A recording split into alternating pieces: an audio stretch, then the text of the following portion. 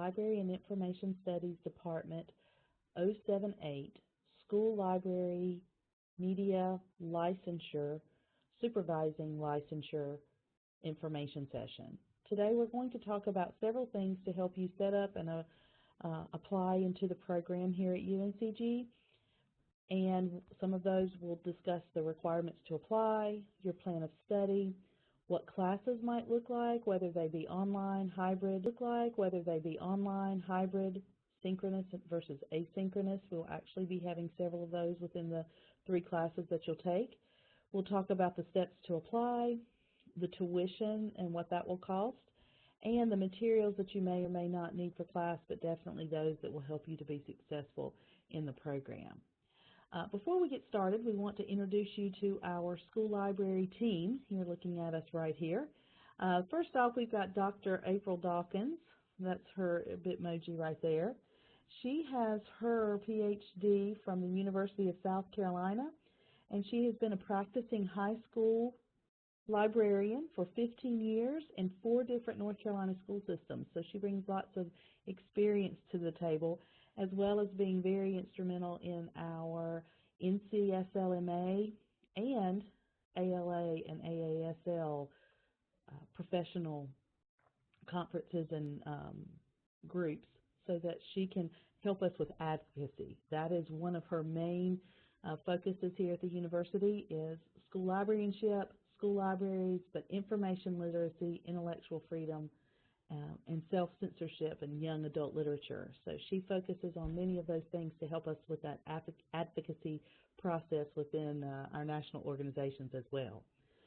Beside of her, you will see Dr. Moorfield Lang. I used to call her AASL's best websites guru and would go to her sessions at many of our local conferences.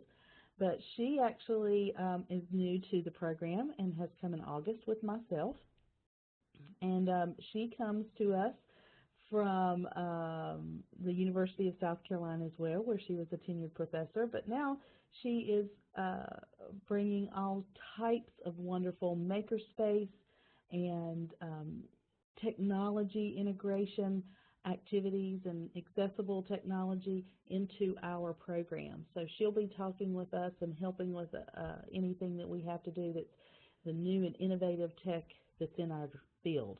So that's Dr. Heather Moorfield Lang.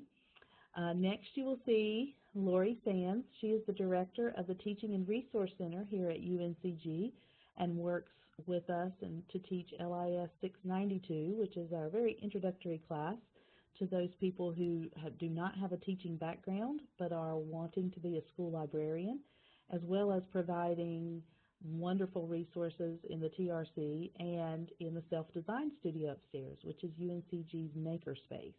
So she offers us great opportunities. And finally, you have myself, which is Tammy Brewer, and I come to you from Guilford County Schools, where I've been a classroom teacher, a school librarian in High Point, and then I was at the district level, and when I left the district, I was the director of library media services in Guilford County. So we had about 130 schools that we would manage, and those media specialists that were able to find what they needed to move forward and be successful at their schools. So I've been new to the program since August and am the library program coordinator, the school library program coordinator for the LIS department. And we are very excited to have you here at our information session and hope we can cover what you need to know about the next steps to move forward. So first off, you might ask, what is the 078 licensure? When you graduated from your MLIS program in school library media, you probably applied for and received your 076 licensure, which allows you to be a librarian at your school level. When moving to the district level, they like you to have something called the 078 licensure, which gives you the kind of supervisory or administrative type of training you would need, similar to what a principal has to move from a classroom into a principalship. So that is what this course will contain, and we will do 3 different classes with that, and we'll go over those as we move a little further. So 078 is generally required for service as a director of library media services in your school district, but it isn't necessarily a requirement. That's something you should work with your school district to determine. Let's talk a little bit about the requirements you must have to be in this program. You must hold an 076 license, as we discussed earlier, or at least the equivalent for your state. Not all states will call it an 076. So in your state, if you have a MLIS from an accredited program in school library media, then you will have had to follow the process to get your 076 type licensure or school library media license, teaching license from your state. You must also have 3 years of experience as a school librarian by the end of the program. Okay, so if you have 2 years in now, you should be fine by the end of the program. Once we're finished, you will have completed 9 semester hours of credit in administration, curriculum development, and supervision. And these are the 3 classes that we will be offering through UNCG to help you obtain your 078 licensure. Once complete, you will have to have the Educational Leadership, Administration, and Supervision Praxis Exam, which is the 5411, and you must have a passing score of 145 to obtain this license. Now, if I click on, and you'll have access to this PowerPoint in the same place that you will have gotten this information, you will see that the 5411 here shows you, when you click on that link, it will give you a study companion to help you with that. There's a study plan in Word as well. It goes through the price of the test to take this particular area, and the computer-delivered testing demonstration on Flash. You'll see all of these are supporting documentation to help you with that practice process. We will also be covering that in the last class, so you don't need to worry about anything until we get to the 3rd and final class of this particular cohort, and it will be taken at the completion of your coursework, okay? Also, the things that you will create, we will have a task stream portfolio set up where you will have to apply to that particular program, or I'm sorry, you will register for task stream, and you will need to upload certain materials that we will discuss throughout the program into that task stream so that the School of Education at UNCG can recommend you for the 078 licensure. Without the completion of task stream, you will not be able to be recommended for that licensure. Also, the things that there is a task stream fee that will be charged to you at the end of the program, which I believe is about $50 to be able to update and upload everything into task stream. So we'll kind of touch base with those as we move forward. Now, the 3 courses that will be required. UNCG is setting up a cohort, and the first one that we have set up for us for the fall is the ELC 670, which is Leadership for Teaching and Learning. This class has already been set up through the Education Department, and it will be offered and ready for us to go ahead and start. Once you applied to the program, you will go ahead and register for this particular course. In spring of 2020, we will offer one of the following. This has not been developed yet, so we're not sure which one will be offered, but one of these will be offered. It will either be Curriculum CUI 628, CUI 622, or 669, and you can read what right there what those will be. So it will be one of those classes, not all 3. And then your final class will happen in the summer of 2020, and it will be offered either synchronously or hybrid. We're going to talk about that difference in just a few minutes. And that is LIS 694 Supervision, which is the School System Library Media Programs class. And it discusses those principles and problems in administration and supervision when you're at the district level. It looks much different than at the school level. So you will have course requirements and assignments from that particular course that will be uploaded into TaskStream. So it's very important that if you begin this program, you kind of stay with us through these 3 classes, because these particular classes up here are not always offered through UNCG. It's only kind of on a 3 to 5 year basis. So if you don't get a chance to do it now, it may be 5 years before we offer this program again. So just want to kind of let you know about that. Next, what does it look like? What does class look like? Well, what you're listening to now is kind of what our online classes look like. You may have a recorded session from your administrator, and they will set everything up into Canvas, and they will have everything ready for you to just kind of step your way through if it is a asynchronous class.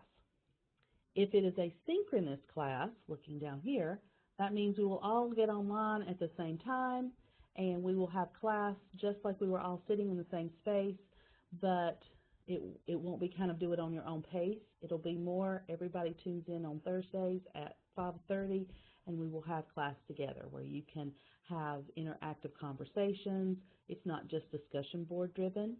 So that's kind of what our synchronous class looks like. We may have an opportunity in our third class, which is the LIS 694.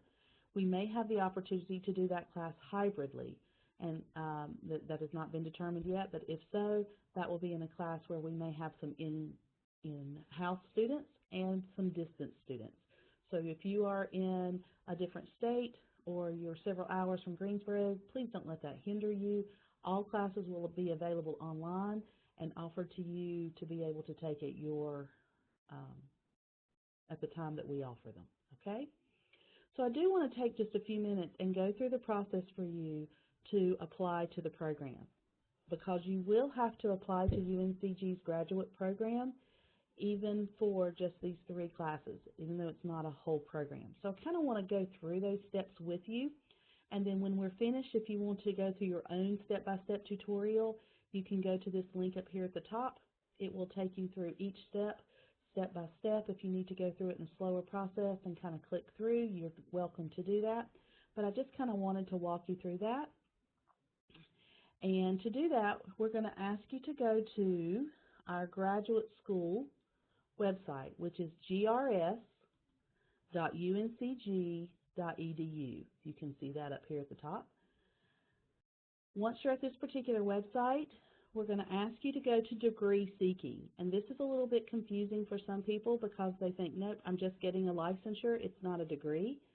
But in this particular case, the way that the university looks at this, a licensure is a type of degree. So I want you to click degree seeking. You will have to create an account by clicking right here. I already have one, so I'm actually going to click in. Once you've created your account, it will ask for your email and your password information. You just fill those things in as normal. You will click Start New Application.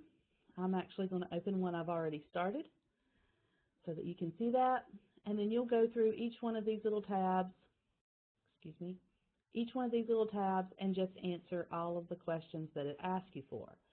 Now, once you get to degree program, it's not difficult, but there are a few things I want to help you with. So the first thing you want to click on is the degree level, and you want to make sure you come down to the drop-down menu and click Licensure. Once you get to Discipline, once you click the down menu, you should have the option of School Library Media Supervisor. Once you're in the program area, Licensure in School Library Media should be the only thing that pops up for you. And then your method of delivery should say online. So you'll click the online area there. And then finally, you'll have Fall 2019, and you can go and choose that. The rest of this is up to you to complete on your own, and you'll click Complete to go to that next piece. So that's really all there is to applying to the program. Once you've applied to the program, we're going to, your application comes to us, and we can go through the process to make sure that you fit all of those requirements that we talked about earlier as far as being in the program, having your MLIS, having been out of the program for a minimum of 3 years, those type of things. So you can look back at that page. If you have any questions about the application process itself, please refer to this little tutorial that we have up here at the top of the page. And you can contact Dr. Nora Bird at njbird@uncg.edu. She's wonderful and will be glad to answer any questions you have to apply to that particular program. And here you can see that we also have the answers that you need to put on that particular page to make sure that you're applying to the correct program. All right. Also, what we're going to ask you to do is complete this little form that we have here, and this is for our LIS department. This is just a quick Google form to help us make sure that we manage all of you quickly and correctly, and that we know that you want that program and you can have a place in one of those classes, because they could be open to others as well within the university, and we want to make sure that if you're in our kind of cohort, that we have reserved a place for you for that. So this is kind of the Supervisor application program. It does have a place in here to ask you for a few things that you probably have put into your application. So we don't want you to duplicate those as far as rewriting them. Just upload a copy here as well, because we don't always have access to that application portal. But we're going to ask you to please upload your personal statement that you did from your application and a recommendation from your supervisor to add here. So you'll just click on the Add File and add your file there. And remember, those can be the same things that you put in your application to UNCG. Once you're accepted to the program, you can go ahead and register for fall classes. And fall class registration opens on April 25th, and it will be open until Monday, August 26th. So you have until that time to go through the application process that we talked about here, to fill out our form on this particular page, and then you'll get an acceptance email from the admissions office or from the Director of Graduate Studies, and once you've gotten that acceptance, we will notify you, and you are welcome to go ahead and register for your classes at that time. Now, I have gotten several questions regarding the tuition and what this costs. The graduate programs and licensure type classes are all online. So the tuition fees look a little bit different. It's actually by the credit or the hour. Each class is worth 3 hours. So this is what you can see your rates would be for in-state, out-of-state, and outside of North Carolina. So if you are not in North Carolina, you are welcome to use that particular rate to be able to do that. If you have questions, this PowerPoint is also linked to the information where you're getting this.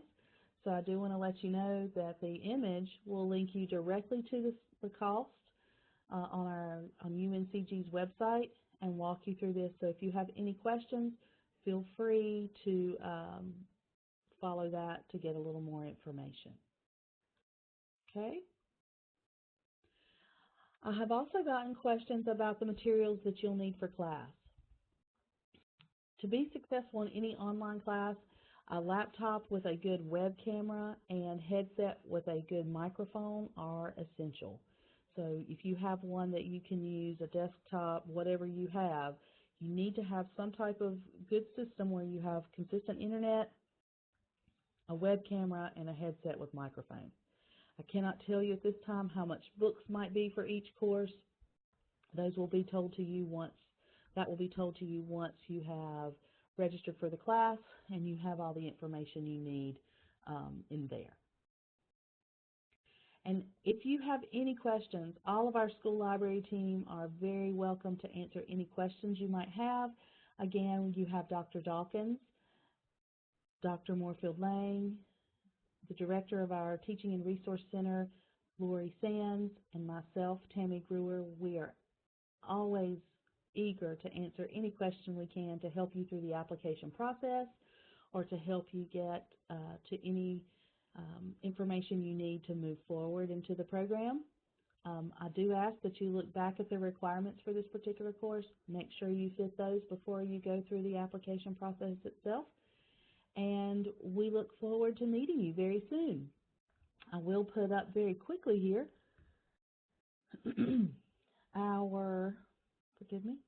our email addresses. So actually, I'll just give you mine. You're welcome to email me at any time,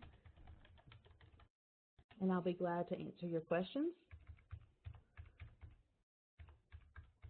I have also put up my cell phone number through work, so please feel free to give me a call if you have any questions. I'll be glad to walk you through the process and answer anything that you might have. So we look forward to seeing you hopefully in our program